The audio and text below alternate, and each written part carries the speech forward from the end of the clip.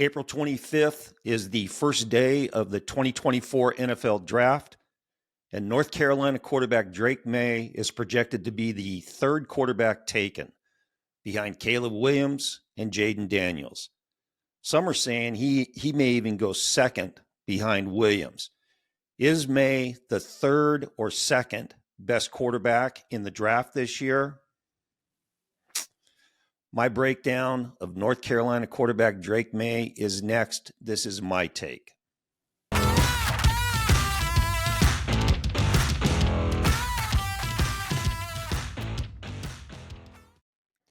This is QB Unfiltered. I'm Coach Keith Simons. Drake Maye, 6'4", 230-pound, redshirt freshman from North Carolina.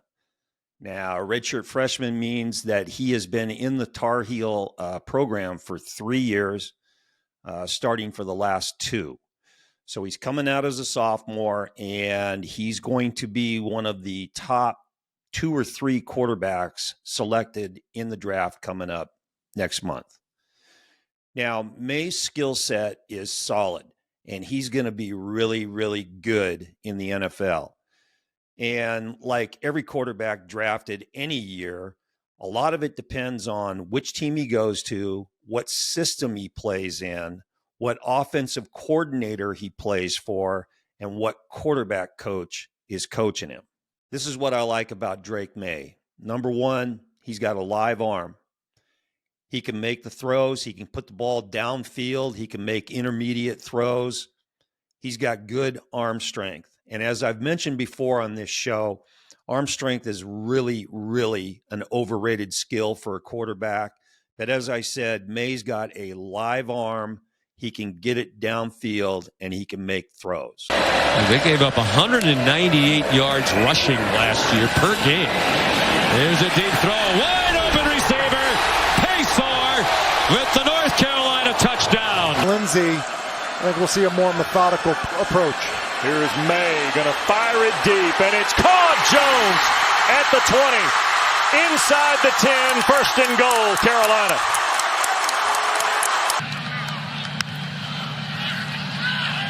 Off the pump fake, looking to the 5, to his tight end, Nesbitt, and he's in for the score.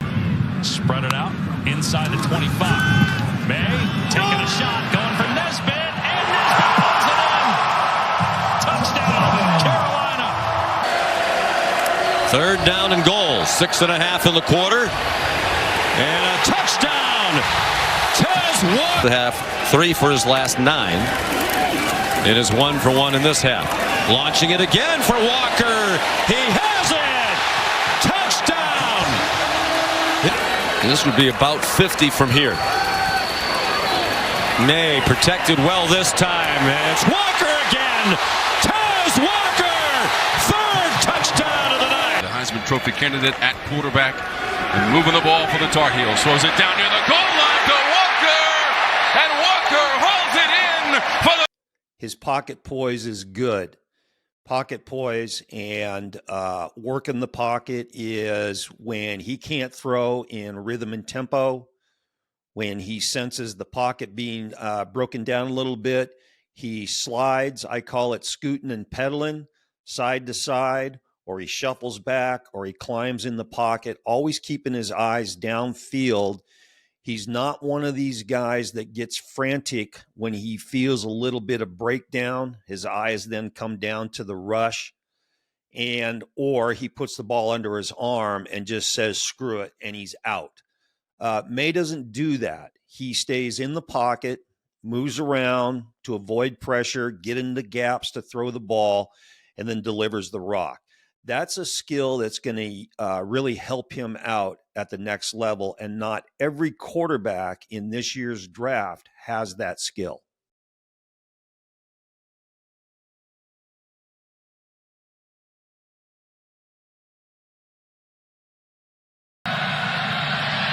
Drake steps up, now uses his feet, slings it downfield, over the top for McCollum, who hauls it in. They're trying to do here today, break that skid.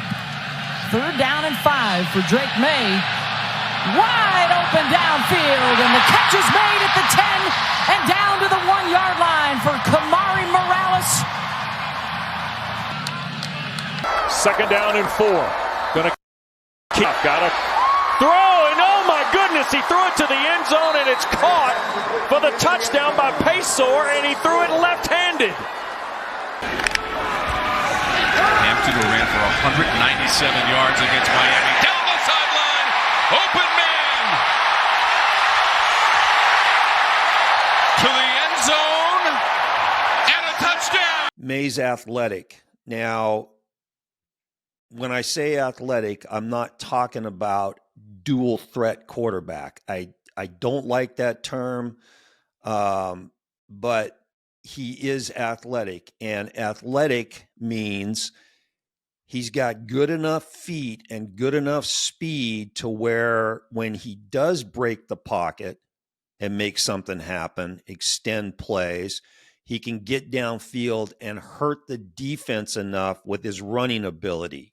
Okay, but when I say athletic, I'm not talking about he says, screw the reads. I sense pressure. I'm out, try to make something happen with my feet. Or instead of I'm going to slide and maintain my poise in the pocket and go through my progressions, making something happen because I know athletically I can make D linemen miss and I can get on the perimeter and make something happen. That's not what I'm talking about with his athletic ability. He's got good speed, and he uses it well, and he uses it smart. Nesbitt on the run, 62 yards, North Carolina. It will be a 1st down and goal regardless, and right back over the ball, Maye in the heels. Maye has it to the end zone for Drake Maye. A 3-yard touchdown run. Walker to the top. Maye now takes off and has room at the 10, at the 5. Drake Maye, a touchdown. Not putting up the same amount of points that we're used to seeing from the number 1 offense in the ACC. Drake Maye will run. Stays on his feet. All the way out to midfield before Clemson finally gets him down. Tonight, Carolina's got just 63 yards after that, and here goes Maye taking off. Flag thrown behind the play. Drake Maye breaks free. 30, 25, 20, and he'll ease out of bounds ahead of Aiden White around the 15. One of the really stupid comments that I've heard about him, and I've heard this from more than one guy, is when they break Maye's game down, they say he's not a creator. Well, when you're a creator to me is a guy that instead of doing his job and running the offense the way it's supposed to be run and checking the ball down to extend plays, creators are guys that are making wow plays, which you're not going to win Super Bowls when your quarterback's doing that. Creators are guys that at the slightest notion that the pocket is going to break down, they're out. Instead of checking the ball down, instead of getting it to the 2nd or 3rd progression and letting the receiver do the work, instead of letting the offense work the way it's supposed to work, they try to make something happen on the perimeter with their athletic ability. That's what these people are talking about when they say creator. When your quarterback is a quote-unquote creator, he bogs your offense down. I'm going to tell you who wasn't a creator. Tom Brady was not a creator. Peyton Manning was not a creator. Drew Brees, Warren Moon, you can go Joe Montana, on and on and on. Patrick Mahomes is not a creator. All right. Mahomes runs when he needs to, but he stays in the pocket and does his job back there in the passing game. Jared Goff, not a creator. What do those two guys have in common, or all those guys that I just talked about? Their teams won a whole bunch of football games and played in and won Super Bowls. Maye's physically tough. And as I said, he works the pocket and he stays in there and goes through progressions. So he's going to stand in there and take a hit to deliver the ball. And that's part of a quarterback's job description right there. There are plenty of times in the course of a game where you know you're going to get popped and you stand in there and deliver it and then try to protect yourself as best you can. And he does a really good job of that. Now, Drake Maye didn't have the world's greatest offensive line this year, the greatest pass protection, and he got hit a lot in games and was pressured a lot. And he stood in there, took the abuse, took the hits, kept on playing. He's physically tough.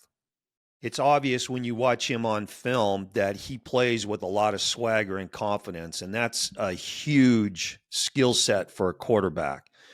Not fake swagger and not fake confidence, but real. The way that he handles himself, the way that he carries himself on the field, the way that he plays, those are things that his teammates will feed off of. It is real swagger and real confidence, and Drake Maye plays with a ton of it.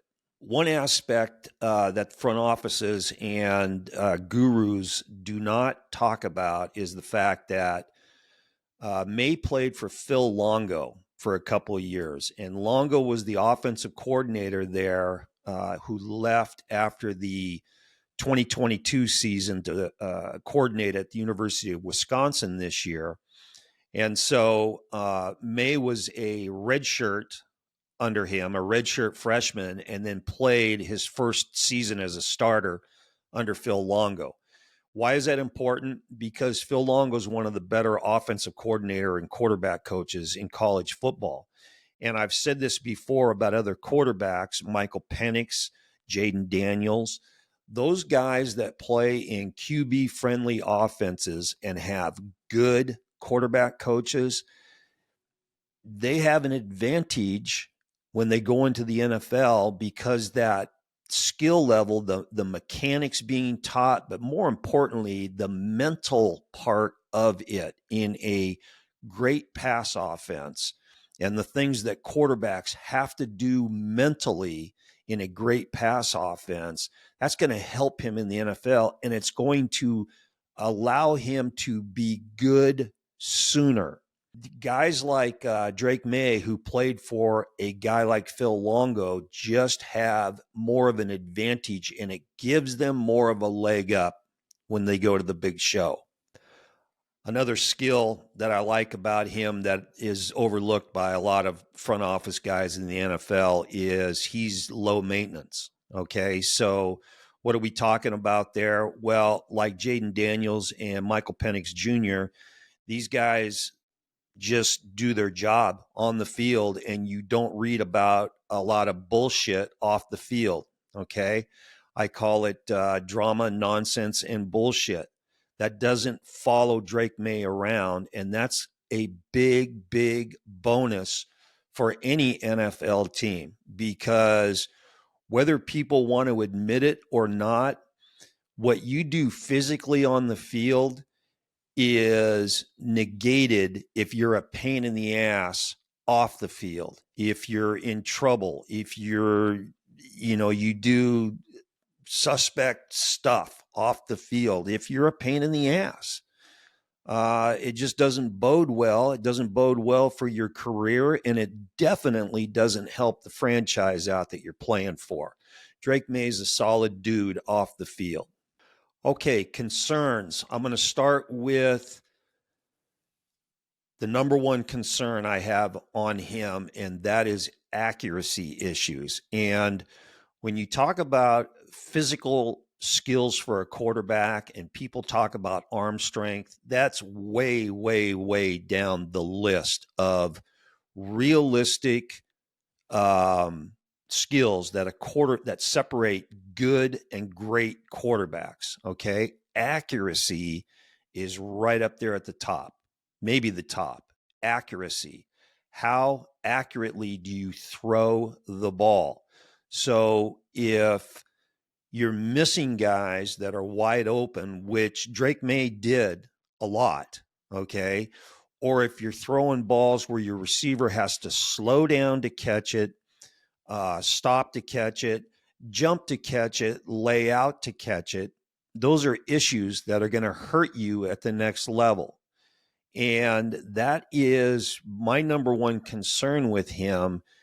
He is not consistently putting the ball on receivers where he needs to put it. Now, you watch him on film, and he does make some awesome throws. He's putting that thing right on the money, hitting the receiver right in stride, but he doesn't consistently do that. And I'm not talking about fitting the ball in a tight spot. I'm talking about missing dudes that are wide ass open. And that's got to be a concern. And you can coach that to an extent, but that's something that you either have or you don't have as a quarterback. So we'll see how that plays out for him in the NFL. The other concern I have with him, and I'm going to show you a picture of that right here, is he's got a really slow, long release. And this picture is one of many that I could pull up and show you where he's got the ball way out here before he brings it up and through on the delivery. And what you want as a quarterback, they call it the C, okay? The letter C is when you have the ball here and you push it up and back, it's bringing it through this C motion there. And you want that as a quarterback and as a quarterback coach, you want that C motion to be compact and fast and quick. So if it's long, loopy, and slow, all right, and some people out there are going, well, what the hell are you talking about? I don't notice anything when I watch him throw. Well, it's the difference between your receiver catching the rock in open grass and room to run, or your receiver catching the ball and getting tackled right where he catches it, or the defensive guy who's, coming downhill, driving on the route, knocks the ball down as it gets to the receiver. That's the difference between getting the ball up and out on time or having just a little bit slower delivery, a little bit loopier C with that throwing motion, and the ball getting out late. And that's a concern. Now, that is definitely a physical skill that can be changed with coaching. Okay. The accuracy problem is a different issue, but working that C motion, that'll be coached out of him, hopefully at the next level. Okay. What's the bottom line on Drake Maye? Well, he's going to be a great pick and a smart pick for any franchise in the first round. He has way more upside than he does downside for me. The accuracy thing is an issue. The looping motion with the release, that can be coached out of him. But the overall skills that he brings, he's going to be a great pro. Is he the second or third best quarterback in the draft? I don't know. I kind of like that left-handed dude from the Pacific Northwest, but we will see. Okay, if you like this video, please like, share, and subscribe. Drop a comment if you feel like it. And be on the lookout for my next My Take quarterback breakdown when I talk about USC quarterback Caleb Williams, who should go number 1 in the draft. Okay, this is QB Unfiltered. And remember, always throw the ball short to guys who can score. See ya.